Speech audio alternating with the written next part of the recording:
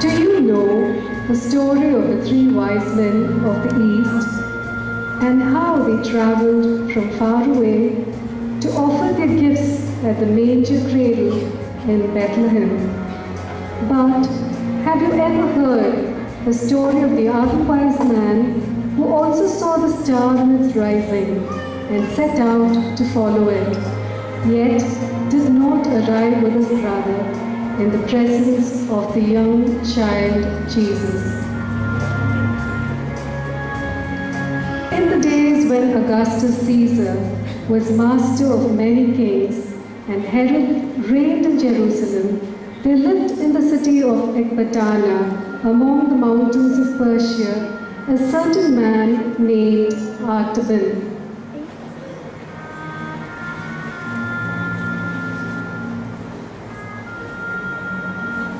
He stood by the doorway to greet the guest, a tall, dark man of about 40 years, with brilliant eyes set neat together under his broad brow, and firm lines raven around his fine, thin lips.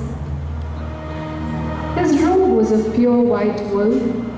It was a dress of ancient priesthood of the Magi, called the Fire Worshippers.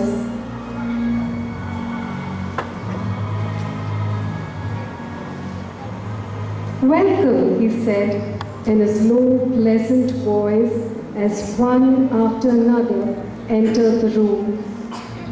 "Welcome, Aptus. Peace be with you. Rhodaspus and Tigranes. And with you, my father, Abgarus. Welcome, Father. You are all welcome. This house grows bright with the joy of your presence."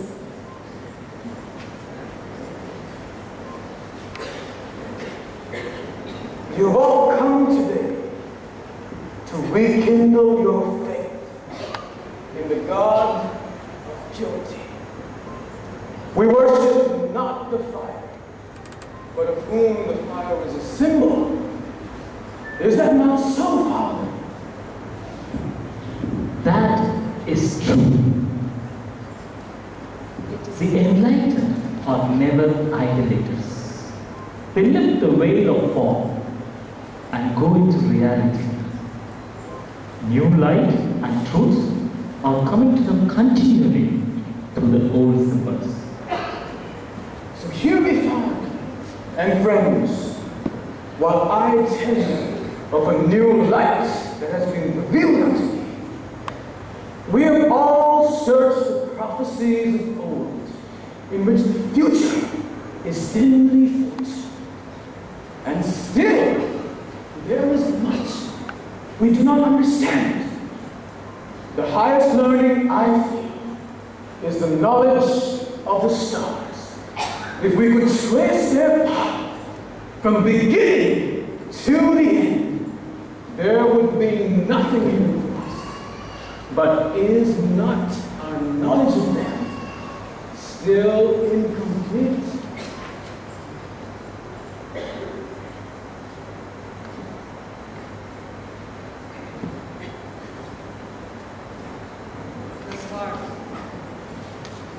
The stars, they are the thoughts of the eternal. They are numberless. But the thoughts of man, they can be counted, just like one's life. But the wisdom of the Magi is the greatest of all wisdom on this earth. And that is the secret of power. We keep men looking and waiting for a new sunrise. And we know and understand that there is no difference between light and darkness. And the strife between them shall never end. That does not satisfy me. For if the wait must be endless, then where is the fulfillment of it? A new sunrise shall certainly appear in its appointed time. Do not our own books tell us this, that this too shall come to pass, that men shall see the brightness of a great light?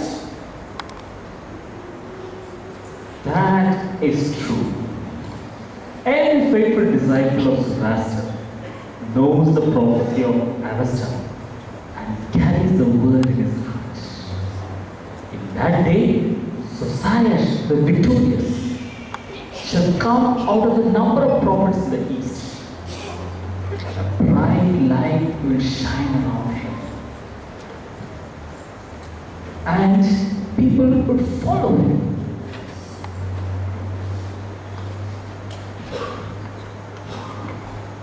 This is a dark saying.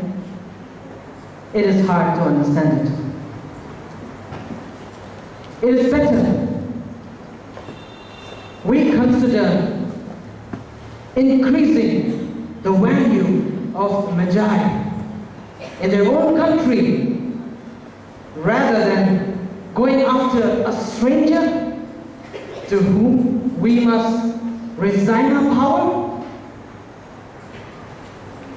Father, I have kept these prophecies in the safe place of my heart.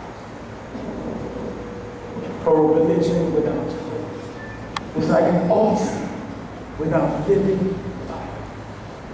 Not so long ago, the wise men from Chaldea had a prophecy which said, "There shall arise a star of Jacob, and a scepter shall arise out of Israel." Judah, they were captives in Babylon. The sons of Jacob, they were in bondage to our kings. The tribe of Israel, they are scattered just like sheep through the mountains. And now they dwell in Judea under the yoke of Rome. No star, no scepter shall arise.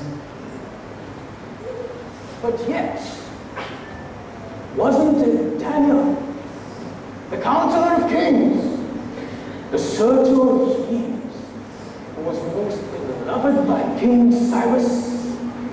It is also written that from the going forth of the commandment of the restoration of Jerusalem unto the Anointed One, the time shall be 67 weeks. But my son, these are mystical numbers. Who can interpret it? Or who can find the keys to unlock the mysteries? The Father, it has been shown to me and my 3 companions. We have searched the ancient tablets of Chaldea and have computed the time. That very time falls this year. We saw a new star appear in the sky and vanish. Now is the time of the 2 great planets meeting. When the star appears again, my 3 companions shall wait for me 10 days, and together we shall go to Jerusalem to worship him who is to be born the King of Israel. I have sold all my possessions, and I have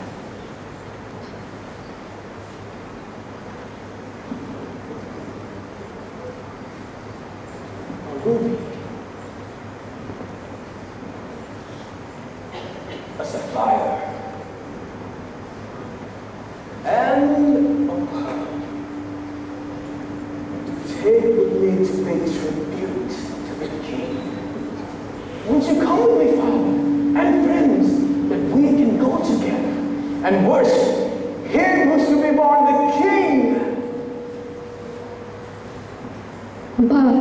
His friends looked on with strange and alien eyes. A veil of doubt and mistrust came over their faces, like a fog creeping up from the marshes to hide the hills. They glanced at each other with looks of wonder and pity, as those who have listened to incredible sayings, the story of a wild vision, or the proposal of an impossible enterprise. Arthur, this is a vain dream. It is because of too much of studying the stars and cherishing those lofty thoughts of yours. It's better you spend that time gathering money for the new temple at Chala. No king shall arise from the broken seed of Judah, and the strife between good and evil shall always exist. And he who is looking for it is the chaser of the shadows. Favor.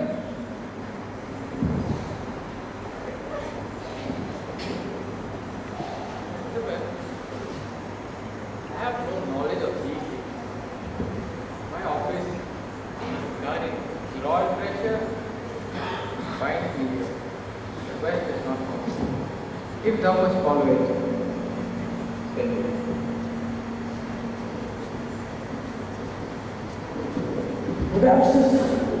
You, Ashtaban,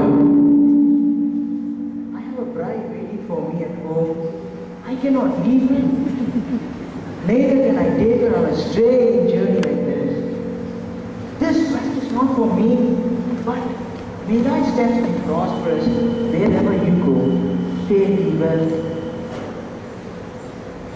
And so, one by one, they left the house of Artaban, but Abgarus, the oldest and the one who loved him the best, lingered after the others had gone and said gravely, My son, it may be that the light of truth is in this sight that has appeared in this eyes. And then it will surely lead you to the place, a wonderful brightness. Or it may be that it is only a shadow of the light, as the grace has said. Then he who follows even the shadow of the best is better than the one who remains content with the worst. And those who want to see wonderful things must be willing to travel alone. I am too old to return, but my heart shall be your companion in thy pilgrimage day and night. I shall know the quest, end of it. Go in peace. Artaban was left in solitude.